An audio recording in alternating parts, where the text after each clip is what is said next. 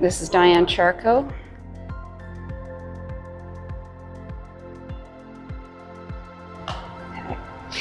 When I was in my 20s and I was already working in fitness, my father ended up getting a broken leg, a very serious injury, and he was out for 9 months. He required some physio, and before that point he needed exercises, so I started working with him one-on-one and realized that the exercises I was giving him were actually helping him to recuperate quite well.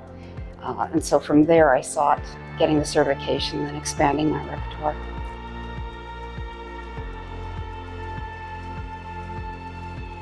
I would say to stay away from the internet. We need to be able to do an assessment in the sense that when people have worked with their joints over the course of decades, there are misalignments that occur. And it doesn't take that long. Whether you've had injuries, whether you've just been working asymmetrically in everyday life, we need to be able to ascertain if the joints are functional in their current state.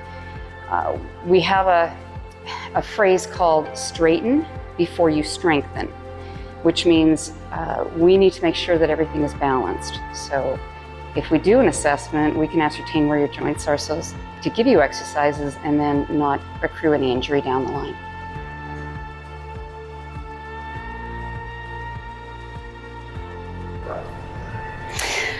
A balance exercise is really good for developing the proprioceptors and how they talk to the brain, which are little sensory mechanisms that tell you where you are in time and space. So if I use the ball here, I put my hands on top and my legs to line up with them, then I can balance in a 4-point stance. As I come up into my 2-point stance, then I'm challenged from all directions by gravity and all sorts of forces, and my muscles, my stabilizer muscles in particular, have to keep me level. So this is a good way to develop that. It has to be done gradually, but I can do different things then to stay on top and to change the angle of how I fight to stay level, which develops your balance for things like when you're walking outside on ice.